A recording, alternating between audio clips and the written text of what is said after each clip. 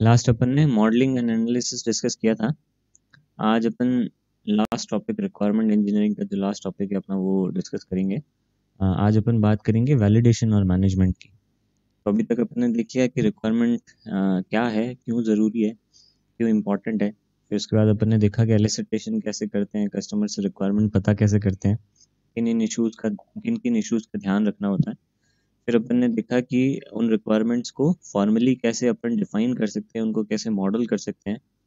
और लास्ट में अपन ने कवर किया था लास्ट लेक्चर में कि उन अब जो अपन ने सारे रिक्वायरमेंट समझ लिए हैं उनको अपने को डॉक्यूमेंट कैसे करना है।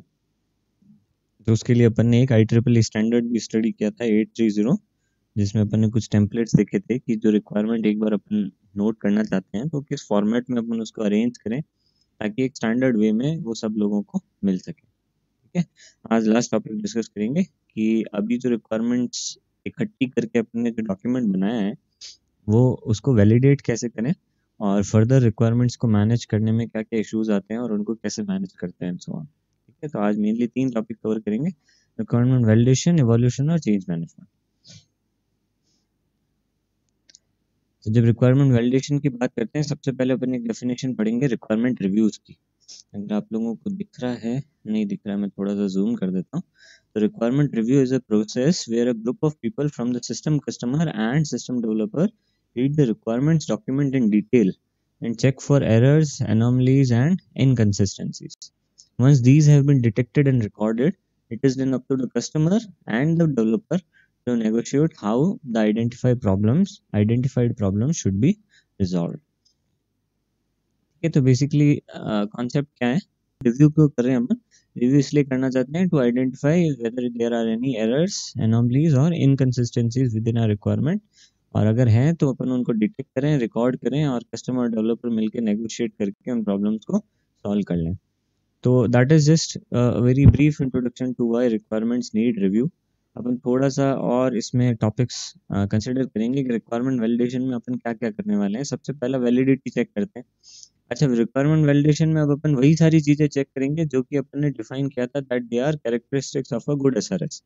ठीक है, एक रिक्वायरमेंट स्पेसिफिकेशन के जो कैरेक्टरिस्टिक्स है कि अगर अच्छा होगा तो उसमें क्या क्या चीजें होनी चाहिए।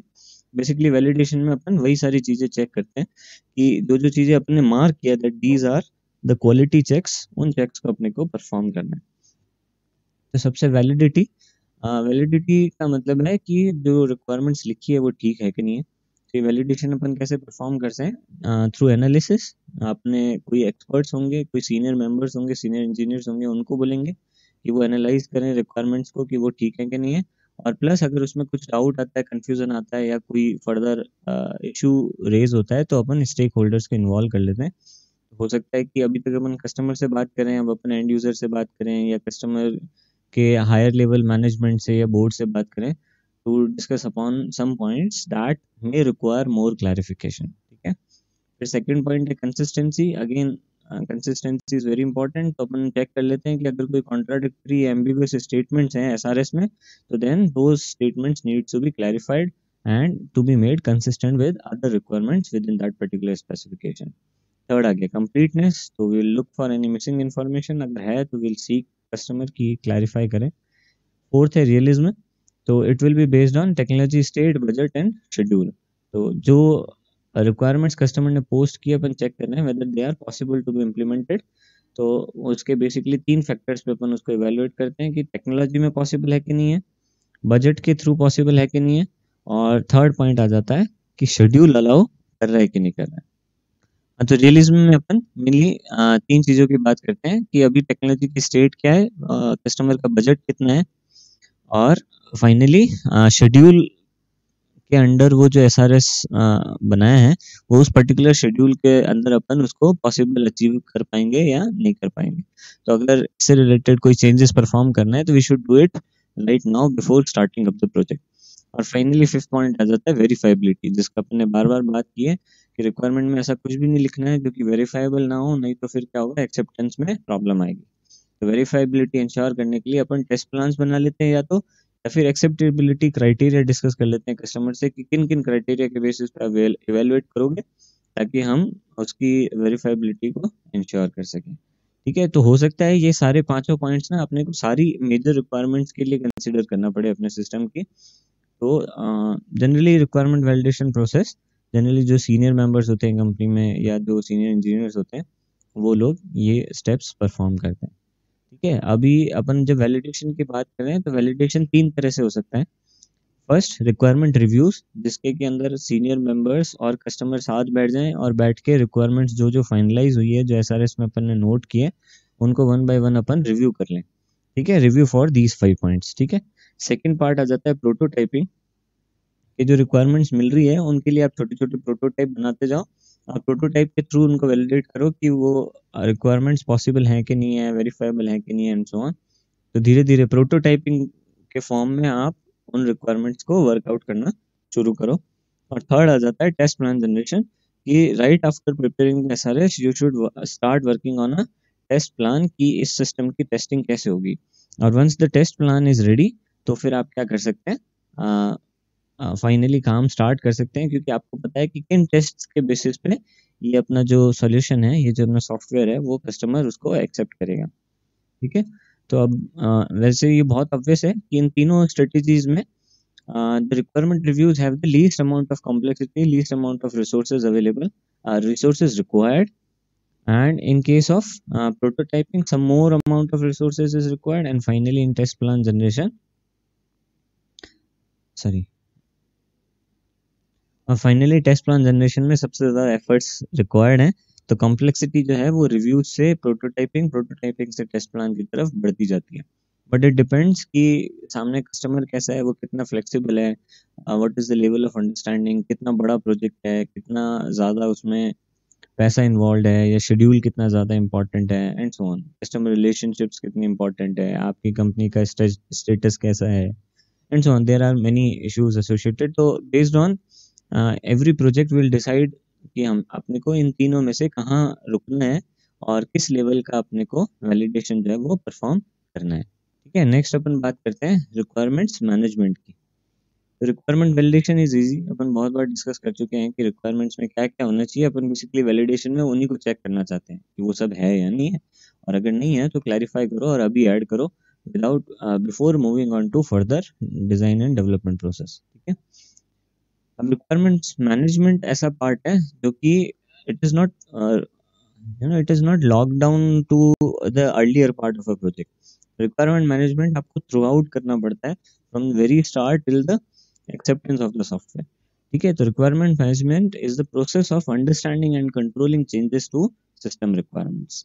मेनली 4 पॉइंट्स अपने को इसमें ध्यान रखने होते हैं। पहला है to keep track and maintain links of the requirements, यानी कि जो रिक्वायरमेंट्स अपने को आती जा रही है या उनमें अगर कोई चेंजेस हो रहे हैं तो, या फिर उनके जो लिंक्स हैं थ्रू इंटर लिंक्स हो सकते हैं, रिक्वायरमेंट्स के बीच के लिंक्स हो सकते हैं, एक रिक्वायरमेंट दूसरी रिक्वायरमेंट से कैसे लिंक्ड है।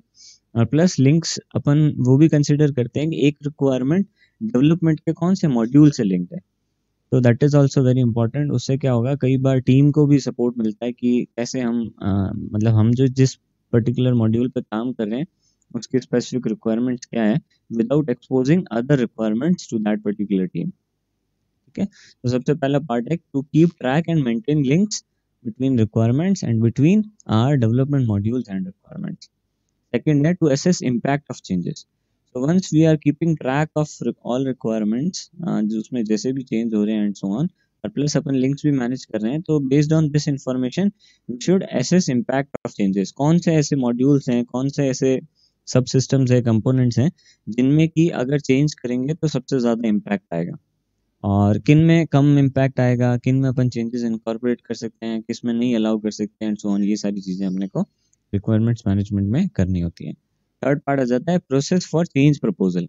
There should be a formal process for proposing changes to our requirements. ठीक है, तो वो प्रपोजल हो सकता है कस्टमर की तरफ से आए, हो सकता है एंड यूजर की तरफ से आए, हो सकता है अपनी टीम की वजह तरफ से भी हो। अगर मान लो कोई कंसिस्टेंसी फेलियर है या कोई एम्बिग्यूटी है, तो उस एम्बिग्यूटी को रिजॉल्व करने के लिए कोई चेंज प्रपोजल अपनी टीम भी पुट अप कर सकती है। तो उसके लिए एक फॉर्मल प्रोसेस होना चाहिए, ताकि कोई भी चेंज ऐसा नहीं हो जो कि नॉन डॉक्यूमेंटेड रह जाए। Every change should be accounted for during the development process. तो कोई एक फॉर्मल प्रोसेस आपको डिफाइन करना है, कोई पोर्टल बना दो, कोई वेबसाइट बना दो, कोई रिकॉर्डिंग मैकेनिज्म रख दो, डॉक्यूमेंट्स मैनेज करो, लेट्स से एसआरएस का version 1, version 2, version 3, version 4 and so on, किसी भी तरह करो, but there should be a formal process for change proposal.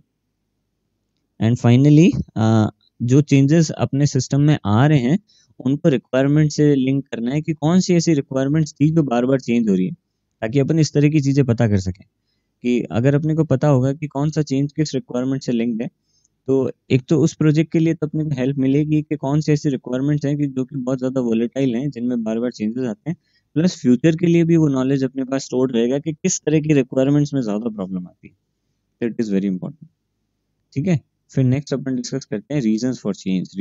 Change होता क्यों क्यों है, जस्ट थोड़ा सा एक ब्रीफ अपने को मिल जाए कि चेंज की ज़रूरत कहाँ पड़ती है। तो सबसे पहले रीजंस हो सकते हैं business and technical issues, right. तो इसमें सबसे पहला अपना पॉइंट आता है एनवायरनमेंट। तो जो बिजनेस एनवायरनमेंट है या टेक्निकल एनवायरनमेंट है वो चेंज हो जाए। तो बिजनेस एनवायरनमेंट क्या हो सकता है, कॉम्पिटिटर्स हो सकते हैं, अपना मार्केट हो सकता है कि मार्केट कैसा चल रहा है, उस प्रोडक्ट की डिमांड कैसी है एंड सो ऑन। और टेक्निकल एनवायरनमेंट क्या हो सकता है कि पर्टिकुलर जिस टेक्नोलॉजी पे आप काम कर रहे हो उसमें कोई मेजर अपडेट्स आ रहे हैं, या उसमें कोई मेजर सिक्योरिटी फ्लॉ मिला है, या आप जिस लाइब्रेरी पे काम कर रहे थे उस लाइब्रेरी की कॉस्ट बढ़ गई सडनली एंड सो ऑन। ऐसे एनवायरमेंटल इश्यूज हो सकते हैं जो कि बिजनेस डोमेन से भी आ सकते हैं और टेक्निकल डोमेन से भी आ सकते हैं। फिर नेक्स्ट प्रायोरिटीज चेंज हो सकती है। तो based on market they can ask you to change priorities, change your release schedules and so on. तो ऐसी भी चीज़ें हो सकती है। और उसके अलावा प्रायोरिटीज इन जनरल चेंज हो सकती है कि कौन से मॉड्यूल्स आप इम्प्लीमेंट करेंगे और कौन से इम्प्लीमेंट नहीं करेंगे। फिर थर्ड पार्ट आ जाता है अपना लेजिस्लेशंस एंड रेगुलेशंस की, जो लॉज हैं, जो गवर्नमेंट ने अप्रूव्ड रेगुलेशंस बना रखे हैं, अप्रूव्ड प्रोसेसेस बना रखे हैं, वो अगर चेंज हो जाए ड्यू टू एनी रीजन, तो भी अपने को चेंजेस प्रपोज करने पड़ेंगे, चेंजेस इनकॉर्पोरेट करने पड़ेंगे। कंटिन्यू करते हैं। तो पहला था अपना बिजनेस टेक्निकल इश्यूज। नेक्स्ट अपन बात करेंगे ऑर्गेनाइजेशनल इश्यूज की। तो जब ऑर्गेनाइजेशनल इश्यूज की बात करते हैं, सबसे पहला पॉइंट आता है कि जब अपन ने ओरिजिनली रिक्वायरमेंट्स डिस्कस की थी तो किसके साथ की थी, कस्टमर के साथ की थी या एंड यूजर के साथ की थी। तो कई बार ऐसा हो सकता है कि कस्टमर का थॉट प्रोसेस अलग हो, पर जैसे ही आप मार्केट का लेट से कोई प्रोटोटाइप मार्केट में रिलीज कर रहे हैं, या आपने अल्फा बीटा टेस्टिंग कुछ स्टार्ट की है और उसमें आप किसी एंड यूजर को इन्वॉल्व कर रहे हैं, तो क्या होगा, there could be some conflicts between the customers understanding of the system and end users requirement. ठीक है, तो उसकी वजह से हो सकता है कुछ चेंजेस आए।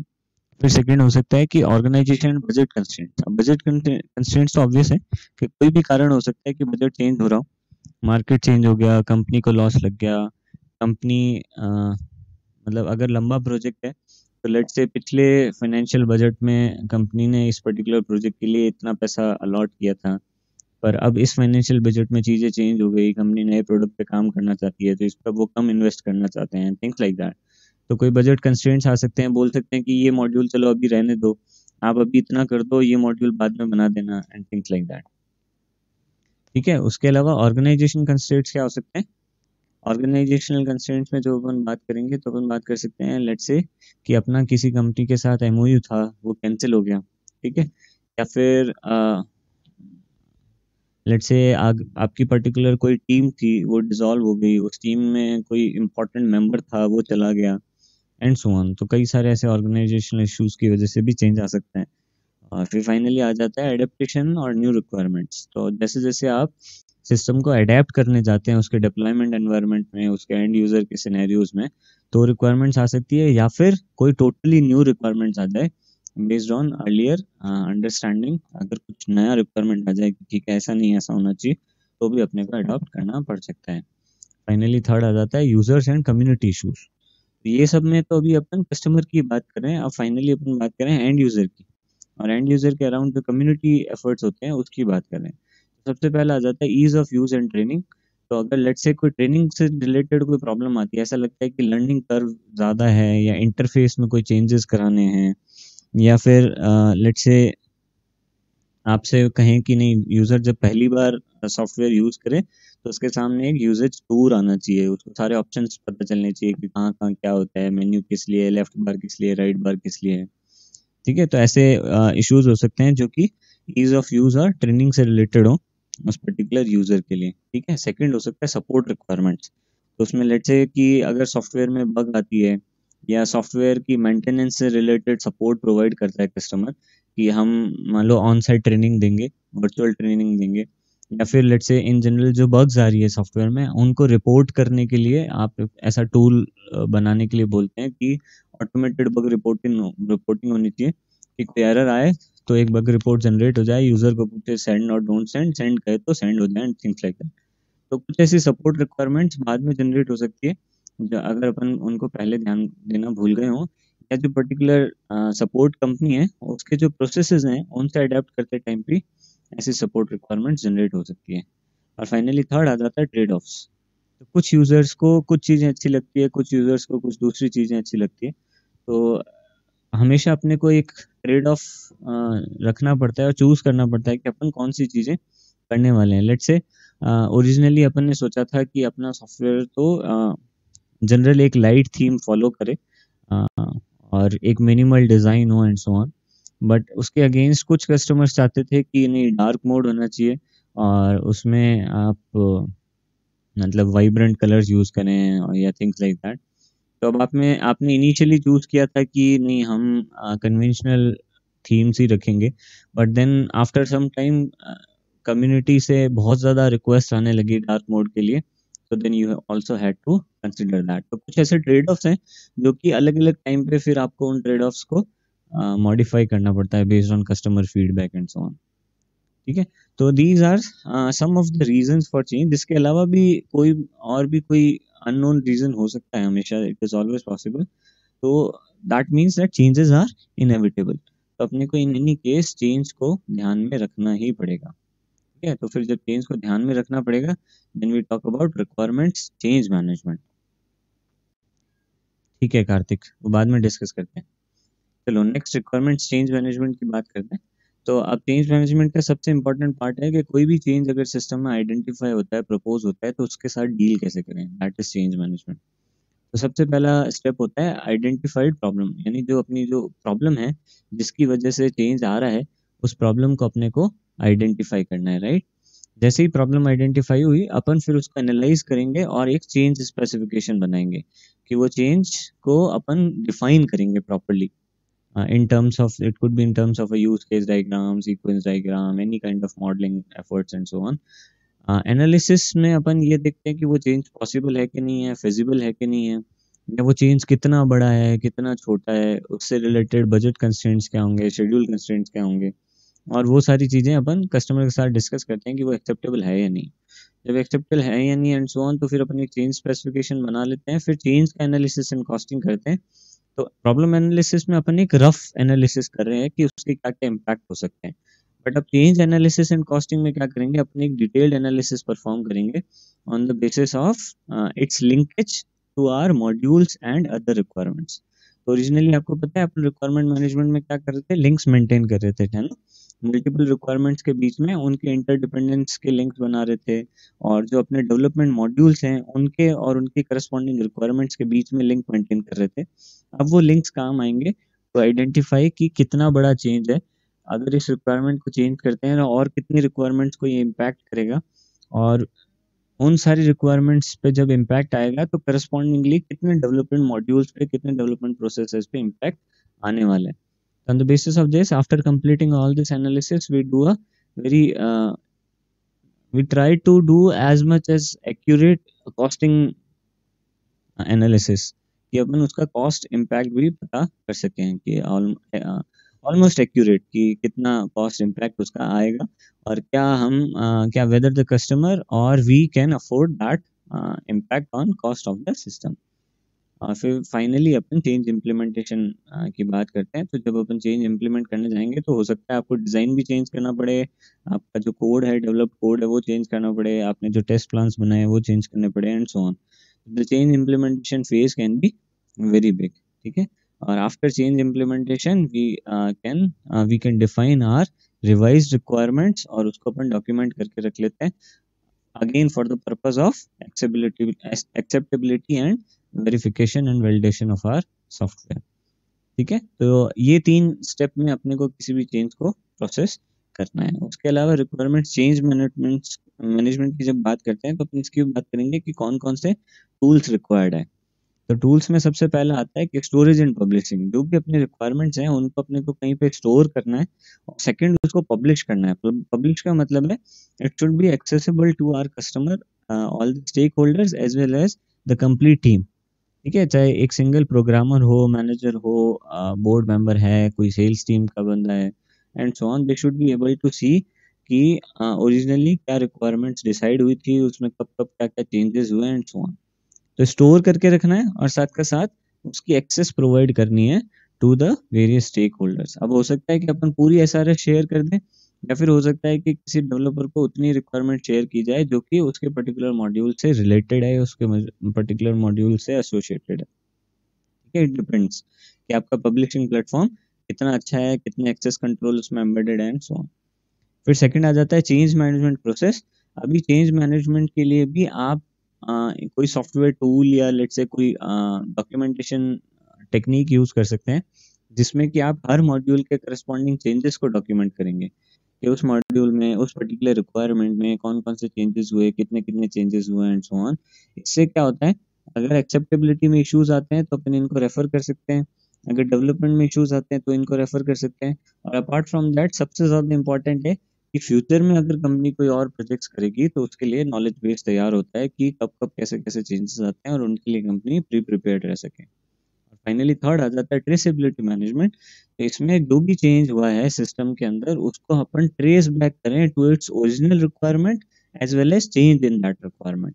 ये ट्रेसेबिलिटी भी बहुत ज़्यादा इंपॉर्टेंट है क्योंकि ये ट्रेसेबिलिटी तब काम आती है जब लेट से आपने जो पहले टेस्ट प्लान बनाए थे वो सही चल रहे थे, अब आपने जब चेंज किया नए टेस्ट प्लान बनाए नहीं चल रहे, तो फिर ट्रेस बैक करो कि कौन कहाँ कहाँ चेंज हुआ होगा पॉसिबली। उसके अलावा हो सकता है कि कोई इनकंसिस्टेंट स्टेट जनरेट हो जाए। अब किसी दो टीम के बीच में लड़ाई सी हो गई कि नहीं हमने ये बनाया है, हमारे को ये रिक्वायरमेंट मिली थी, दूसरी टीम कह रही है नहीं हमारे को ये रिक्वायरमेंट मिली थी।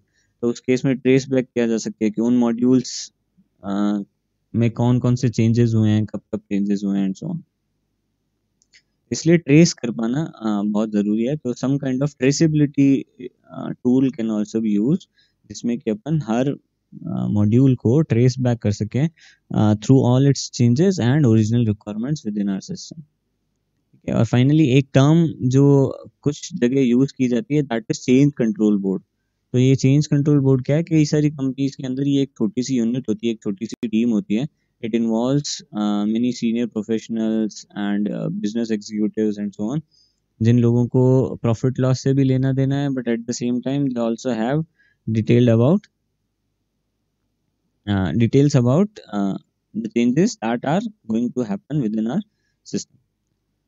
ठीक है, तो जनरली कई कंपनीज में होता है ये। और जो ये कंप्लीट चेंज मैनेजमेंट प्रोसेस है इसमें जब भी आप कोई चेंज मैनेजमेंट स्टार्ट करेंगे, this analysis phase and this cost analysis and change analysis, this is done by this change control board only. जब तक इससे अप्रूवल नहीं मिलता तब तक आप कोई भी चेंज को इम्प्लीमेंटेशन फेज पे नहीं जाओगे।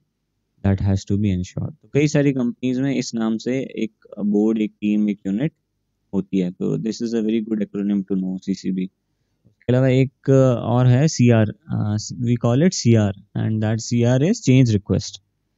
तो कई बार ऐसा हो सकता है कि आपको ना थोड़ा सा जो आईटी लिंगो है उसमें कई बार बोलते हैं, बोले तेरे तो सीआर आ गई, तेरा वीकेंड गया एंड सो ऑन।